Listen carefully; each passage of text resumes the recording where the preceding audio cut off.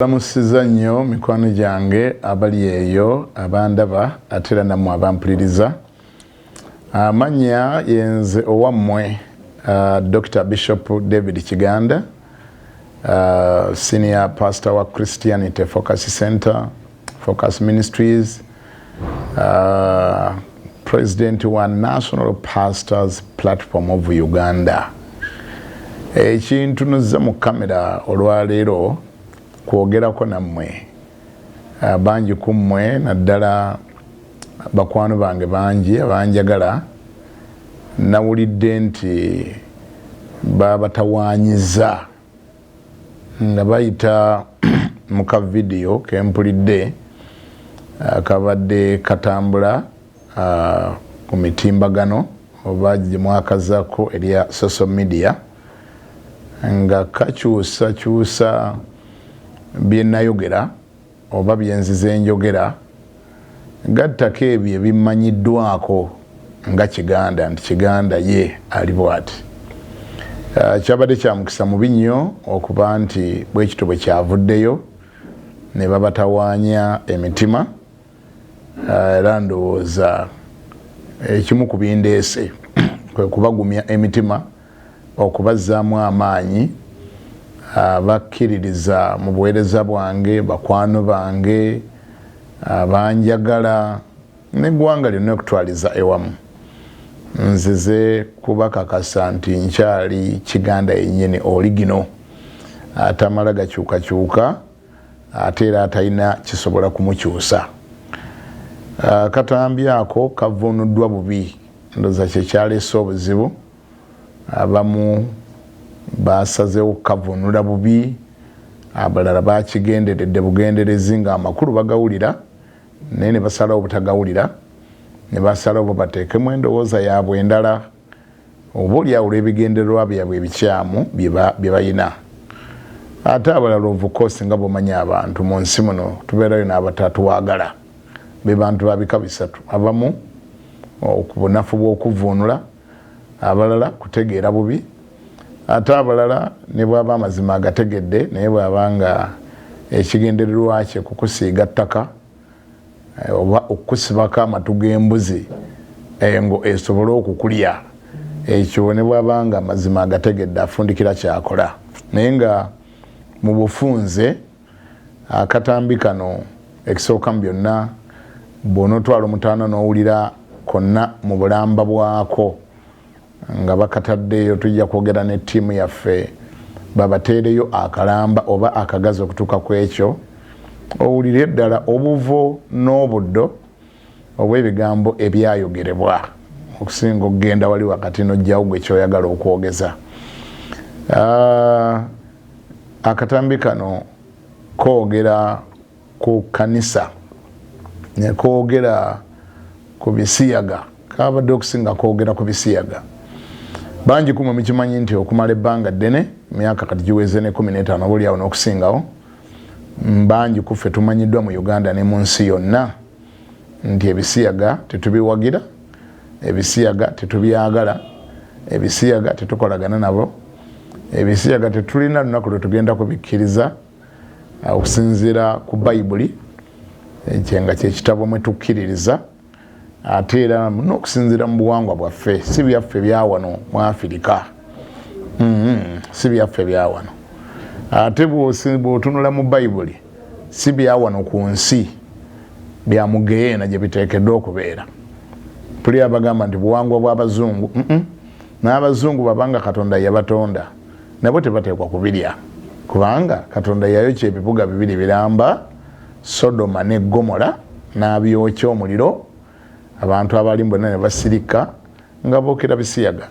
N'olwekyo kuba kubasaasira busaasizi obutabanyiiza nnyo bwe tutandika okugamba nti by'Abazungu, buwangwa bw'Abazungu, era nabo si buwangwa bwabwe, kubanga ekibi tekibangako buwangwa bwa muntu yenna okuggyako Setaani yekka yateekwa okuba nga ye mubi, kuba agenda mugeena taweebwanga kyansi yakwenenya.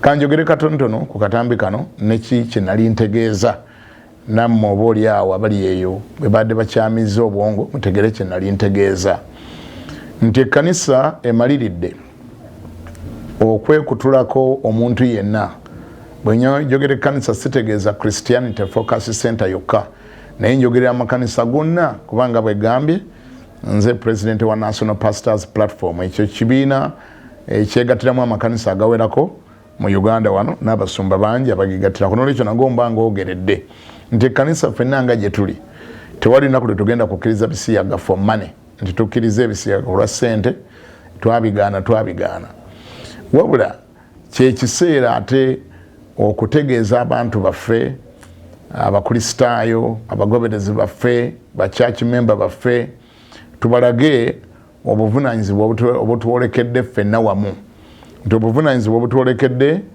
oba oliawo ebadde NGO nga basponsa baayo abadde bagiwagira ate balimu olusiyaga tetulina bwe tugenda mu maaso nga tutwala ssente zaabwe nti kubanga bayamba abaana baffe okusoma tetulina bwe tugenda mu maaso nti kubanga bayamba projekiti zaffe ab'engeri ng'eyo ababirya n'ababiwagira bonna twabeekutulako dda nitubaga nti ssente zammwe muzireke tetuzaagala bo nga bamanyi nti bwe kituuka ku ssente oba oliawo tujja kugonda okusobola okuddukanya projekiti zaffe zetulina ntugamba tikisoboka naye ate ne projekiti tugamba nazo tezigenda kugwa zetukola yensonga lwaki olaba nga obuvunaanyizibwa tubukomyawo eri abakristaayo baffe abasabira mu makanisa gaffe nti bannange webituuse bino lwoya lwa mu nnyindo tulina kulwejja ffekka mu nnyindo nga tuzaamu buli ali gyali amaanyi ategeere nti Katonda ye gwateekwa kakati okukozesa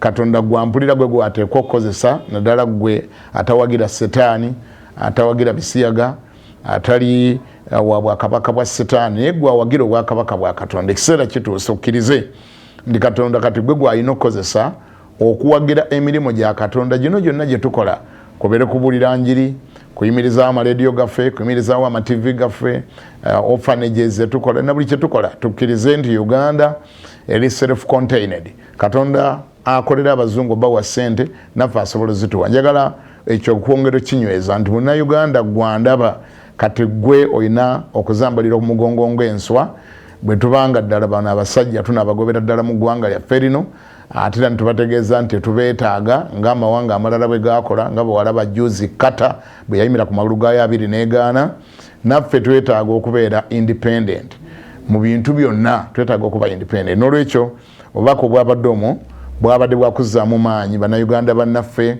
abakristaayo baffe tubannange tuddemu amaanyi tugume omwoyo tutegere obuvunaanyizibwa obutwolekedde nti kati emirimu gya Mukama tetukyayinza gyesigamya ku bafanders abazungu ate nga basiyazi kujjako ng'oli muzungu naye nga si musiyazi naye bw'abanga muzungu nga musiyazi tetwagala kati nze ensimbi tusaba Katonda aziwe mwe bannayuganda mwe muba muzireeta mu nnyumba ya Mukama emirimu gya Mukama gitambule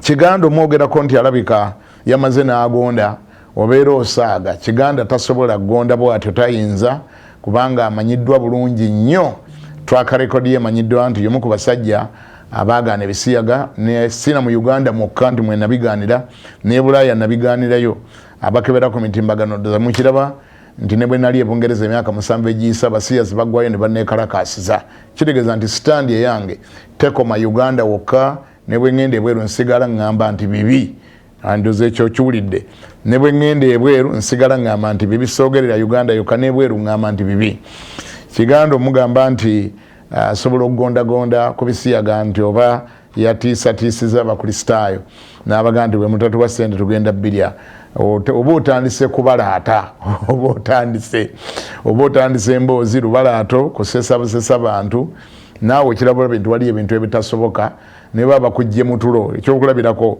bw'ogamba Kiganda nti asobola okugonda n'agondagonda ku Bisiyaga n'atuuka obbikkiriza obanga bw'ogambye nti mufuti yamaze n'akola akatale k'embizzi tekisoboka ekyo seetaaga n'okusooka mukubira ssimu okumubuuza nti mufuti bye bakwogeddeko bituufu oba bikyamu nkimanyi bumanya tasobola kola katale ka mbizzi kwegamba bw'ogamba Kiganda nti yamaze n'akkiriza Ebisiyaga ekyo kyobanga ayogedde oba oyogedde ekintu ekifaanaganako bwe kityo twagala obategeeza nti Ebisiyaga tubikyawa n'omutima gwaffe gwonna kubanga ne Katonda abikyawa tetubikyawa nti ffekka tubalinako empalana wabula Katonda nyine yatonda eggulu n'ensi mu bitabo bino naye nyine Ebisiyaga ebyo tabyagala. Ekyokubiri twagala mutegeere bulungi mu abakyali abasiyazi nti tetubakyawa era tewali yagambye tugenda batema oba kuba okyomuliro nedda. Tubaagala mwenenye mukyuke mu dderi Katonda twetegese obba kansolinga okubasabira n'okubayamba okubiviiramu ddala. Ekibi tukikyawa mwaboonoonyi tubaagala. Nolwekyo muleke era mulekerawo okugenda nga mutuwaayirizeeyo mu bazungu gye mugenda nti abasajja baagala tutemako mitwe baagala twokya. Tewali yakyogedde ne pulezidenti wa Uganda tannakyogera. Muleme okukikozesa nga mukikozesa okusabirako visa n'okusaba obutuuze nga muga nti Uganda baagala bata. Naye tubaga nti mukyuke. Ekyokubiri ekintu kya promotion kyo kibi nnyo okuba nti omusimbi gujjaano ng'ekiguleese okulikurutinga n'okupromotinga ekyo kikyamu nnyo. Ebibi bingi nnyo bye tumanyi biri mu nsi. Lwaki kino ekibi kifuuse kibi nnyo nti kyo kiriko ne funding kiriko n'abalikurutinga. Tetunalabayo bantu balikurutinga bantu nga babalikurutinga kunywa mwenge oba nga bapromotinga kwenda oba nga bapromotinga kusamira. Kati ensonga lwaki kino kitunuuliddwa nnyo nga tubagamba aba ekintu kino kikyamu kwe kuba nti ate mukigaseemu recruitment and promotion. Nolwekyo Uganda twagala okubazaamu amaanyi parliament tubazaamu amaanyi mugende mu maaso n'okukola etteeka tuli mabega wammwe. Abasumba mwena mwena gye muli buli musumba engabo girumye mannyo Mukama agenda kuleeta obugabirizi. Tetwetaaga ssente ziriko obukwakkulizo, tetwetaaga ssente ziriko bisiyaga, twetaaga ssente ziwunya tetuzaagala ziba ziwunya. Nemmwe ebitongole ebirala bino bya gavumenti ne gavumenti ya Uganda tukkirizeni Mukama Katonda agenda tubeezaawo tugenda kumalako. Njagala Mukama bampeera omukisa abadde batawanyiziddwa emitima mutima gwammwe gwe babeere wamu. Kiganda akyali oligino tosobola mwozaamu tosobola mukolamu duplicate ne bwoleeta ki ekyo nammwe mukimanyi nti nze sirya bigambo byange. Ekyo kyenjogedde mba kyenjogedde era bwe kijja okusigala bwe kityo. Ekifo kimu kyokka kyosobola okuntiisatiisa nti bw'ogaana ebisiyaga tujja kugaana okugendayo eryo liba ggulu. Naye bwe litaba ggulu wano ku nsi tewali ggwanga lyosobola kuntiisatiisa nalyo yadde ssente zosobola okuntiisatiisa nazo ne ntuuka okugondagonda ku kigambo ky'ebisiyaga. Nolwekyo bannayuganda Mukama abanjagalire. Abasumba mwenna muddeemu amaanyi mugume omwoyo. Abakristaayo muddeemu amaanyi mugume omwoyo. Bachurch member baffe tewabaayo abatiisatiisa abakangakanga. Ate era mpozi ne bannayuganda mwenna abanyumirwa era abaagala bye tukola abanyumirwa obuweereza bwaffe muddeemu amaanyi mugume omwoyo. Tokkiriza muntu kusiiga muntu ogwo wayagala n'amusiigasiiga pupu awunye nti amukuggyeko. Omukama abanjagalira abampeera nnyo omukisa. Dawudi Kiganda ge mannya gange mu linnya lya Mukama waffe Yesu Kristo.